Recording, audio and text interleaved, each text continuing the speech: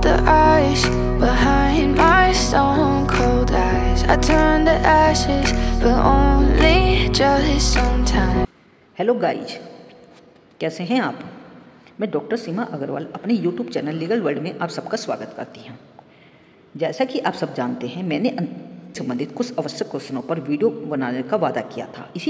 इसी सीरीज में आज मैं नेक्स्ट वीडियो करने वाली हूं, जो आपकी यूनिट 1 से संबंधित है।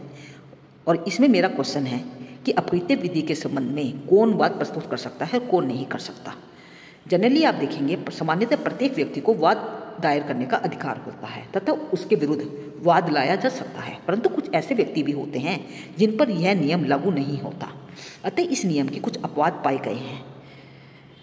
अब हम निम्नलिखित क्षमताओं की विवेचना करेंगे, जैसे कि नंबर 1, निगम, जिसे हम कहते हैं कॉरपोरेशन या कंपनी।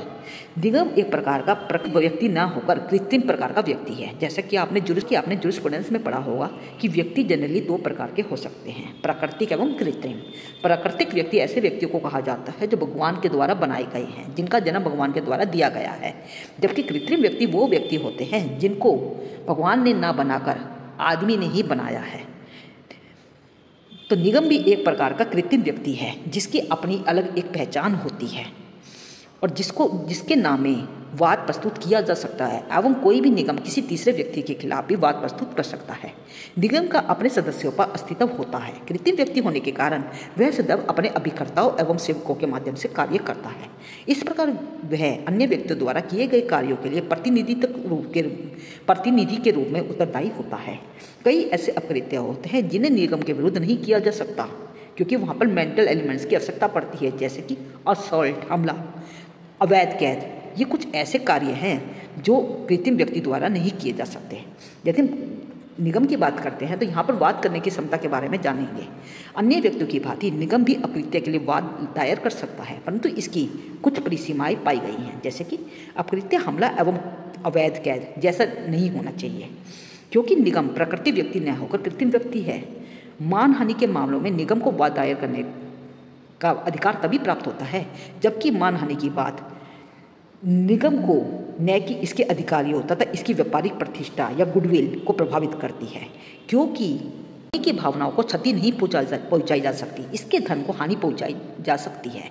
अतः इसकी प्रतिष्ठा को धन के रूप में अपमानित कर यह क्षति पहुंचाई जा सकती है। निगम वाद दायर कर सकता है, उसी प्रकार निगम के विरुद्ध भी वाद लाया जा सकता है।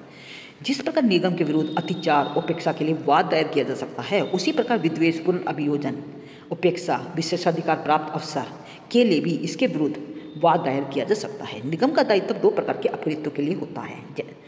इसमें 2 प्रकार के कार्य आते हैं, जैसे कि ऐसे पहले कार्य जो उसकी शक्ति के भीतर है, जिन्हें इंटरवायरस एक्ट्स के नाम से जानते हैं। दूसरा कार्य होता है जो शक्ति से परे होते हैं, जिन्हें अल्ट्रावायरस एक्ट्स के नाम से जानते हैं। यदि हम इंटरवायरस एक्ट्स की बात करते हैं, शक्ति के भीतर किए गए कार्यों की बात करते हैं, तो निगम अपने सेवकों एवं एजेंटों द्वारा सेवा योजन के दौरान तथा निगम की शक्ति के भीतर जो भी कार्य करेंगे वो अपकृत्यों के लिए प्रतिनिधित्व रूप में उत्तरदायी माने जाएंगे। इससे संबंधित वाद है RC Thakar versus Bombay housing board. इस वाद में निगम के जिम्मेदार अधिकारियों ने गलत बयानी करके कपट किया था। यद्यपि उसका मोटिव या उसका प्रयोजन बुरा नहीं था, उनके द्वारा किए गए कपट के लिए न्यायालय ने निगम को दोषी ठहराया था।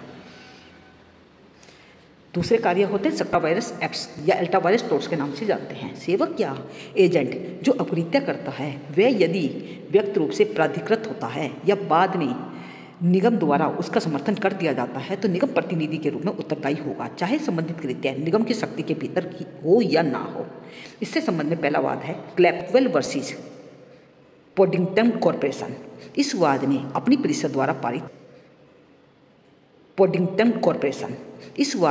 परिषद द्वारा पारित एक प्रस्ताव के परिणाम स्वरूप पडिंगटन कॉरपोरेशन ने राजमार्ग में एक स्टैंड बनवाया और न्यायालय ने कॉरपोरेशन को इसके लिए दोषी ठहराया, क्योंकि उक्त स्टैंड से पब्लिक न्यूसेंस या लोक उपताप हुआ था। यद्यपि राजमार्ग में स्टैंड बनाना कॉरपोरेशन के प्राधिकार से बाहर था, अल्ट्रावायरस था। दूसरा वाद है तिरुवेरी अमथु पिल्लई वर्सेस इस वाद में म्युनिसिपल कॉर्पोरेशन ने अपने एक सेवक को सड़क पर घूमने वाले रवारिस कुत्तों को मारने के लिए व्यक्ति रूप से प्राधिकृत किया था। उक्त कार्य करने के दौरान उसने वादी के कुत्ते को मार दिया। म्युनिसिपल काउंसिल को इसके लिए उत्तरदायी ठहराया गया क्योंकि यह कार्य म्युनिसिपल कॉर्पोरेशन की शक्ति से परे था, परंतु उसे व्यक्ति रूप से अधिकृत किया गया था। दूसरा व्यक्ति होता है अवयस्क या माइनर। जैसा कि आप जानते हैं 18 वर्ष से नीचे की आयु के व्यक्तियों को अवयस्क या माइनर कहा जाता है। यदि हम वाद करने की क्षमता की बात करते हैं तो एक अवयस्क को एक वयस्क की भांति वाद दायर करने का अधिकार होता है, परंतु शर्त यह होती है कि वह अपने मित्र द्वारा या नेक्स्ट फ्रेंड द्वारा या अपने गार्जियन द्वारा वाद प्रस्तुत कर सकता है। इसके संबंध में यदि हम देखें जन्म के पूर्व के आघातों के संबंध में यह स्थिति संदेहात्मक पाई गई है यदि कि कोई भी अवयस्क अपने माँ के पेट में रहते हुए क्षतियों के लिए क्या वाद दायर कर सकता है अथवा नहीं। इस संबंध में वाद कनाडा एवं ऑस्ट्रेलिया में दायर किए गए हैं तथा न्यायालयों ने वादी के पक्ष में निर्णय दिया है। इंग्लैंड में यह इस विषय पर कोजेंशियल डिसेबिलिटीज सिविल लाइबिलिटीज एक्ट 1976 पारित किया गया और इस एक्ट को पारित करके इसकी स्थिति स्पष्ट कर दी गई। इस अधिनियम की धारा 1 के अनुसार यदि कोई गर्भस्थ बच्चे के माता पिता के विरुद्ध कोई ऐसा कार्य करता है जिससे बच्चा अपंग पैदा होता है तो वह बच्चे के प्रति अपहृत्य के लिए दायी होगा। इसी एक्ट की धारा 2 के अनुसार शिशु को अपनी माँ के विरुद्ध कार्रवाई करने की अनुमति दी जा सकती है क्योंकि उसे हानि पहुँचाने के समय जो भी कार्य किया गया वो माँ की उपेक्षापूर्ण तरीके से मोटरयान चलाने की वजह से माँ दोषी पाई गई थी। भारत में भी यदि ऐसी विधि बनाई जाए तो शिशु के हित की रक्षा हो सकती है। यदि हम अवयस्क के विरुद्ध वाद लाने की क्षमता की बात करते हैं तो अपकृत्य विधि के अंतर्गत अवयस्क उसी प्रकार से दोषी होगा जिस प्रकार से अन्य व्यक्ति होते हैं। दूसरी तरफ से अवयस्क संविदा करने के लिए स्वतंत्र नहीं होता। जैसे कि आप जानते हैं अवयस्क द्वारा किया गया कोई भी कॉन्ट्रैक्ट वाइड अब इनिशियो होता है, उसका कोई भी परिणाम नहीं देखा जा सकता।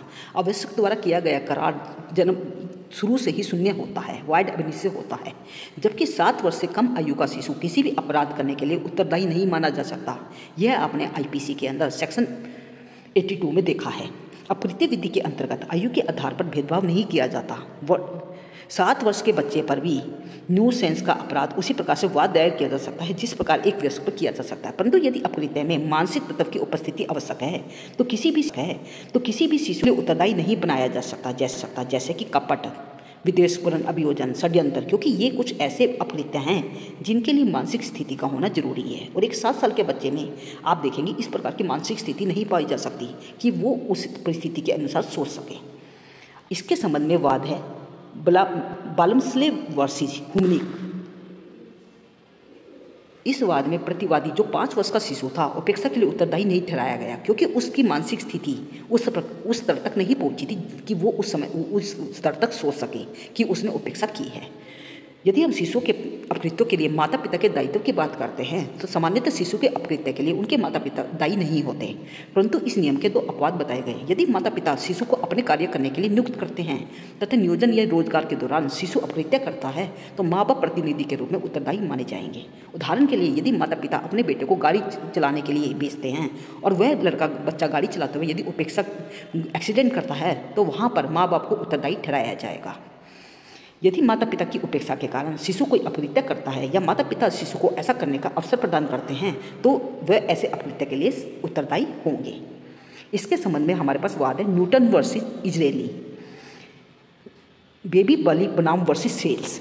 इस वाद में पिता ने पुत्र को जो 15 साल का था उसे एक हवाई बंदूक ला के दे दी और पुत्र ने दुर्घटनावश उक्त बंदूक से वादी को घायल कर दिया। न्यायालय ने यह धारित किया कि पुत्र के अपकृत्य के लिए पिता उत्तरदायी था।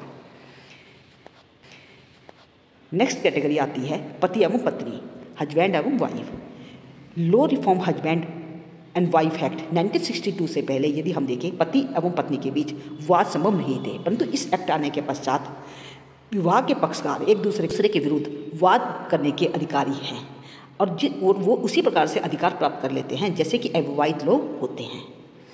पत्नी के अपकृत्य के लिए क्या पति पर उत्तरदायी बनता है? यदि हम इस स्थिति को जानना चाहते हैं तो 1935 से 1935 के एक्ट से पहले यदि हम देखें विवाह के दौरान पति पत्नी द्वारा किए गए अपकृत्यों के लिए उत्तरदायी था। इस 1935 के एक्ट के पश्चात पति पत्नी के अपकृत्यों के लिए तो दायी है, केवल इसलिए नहीं कि वो पति है। नेक्स्ट कैटेगरी आपकी आती है मुजरिम या कन्विक्ट। इंग्लैंड ने अपकृत्य विधि के अंतर्गत आपराधिक एवं दोषयुक्त जीवन वाले व्यक्ति में कोई अंतर नहीं माना है। भारत में यही विधि लागू होती है, अर्थात कन्विक्ट को सेम उसी प्रकार से अपकृत्य के लिए उत्तरदायी ठहराया जा सकता है जैसे कि एक दुष्मूर्त व्यक्ति को। अगली कैटेगरी आपकी आती है शत्रु, एलाइन एनिमी। कोई भी व्यक्ति विदेशी शत्रु तब कहलाता है जब उसके राज्य से उक्त राज्य का युद्ध चल रहा हो। भारत में विदेशी शत्रु जो भारत सरकार की अनुमति से भारत में रह रहा है, भारतीय नागरिक की भांति ही वाद दायर कर सकते हैं, और जो विदेशी शत्रु भारत के बाहर रहते हैं न्यायालयों में वाद नहीं कर सकते। अगली कैटेगरी आपकी आती है दिवालिया।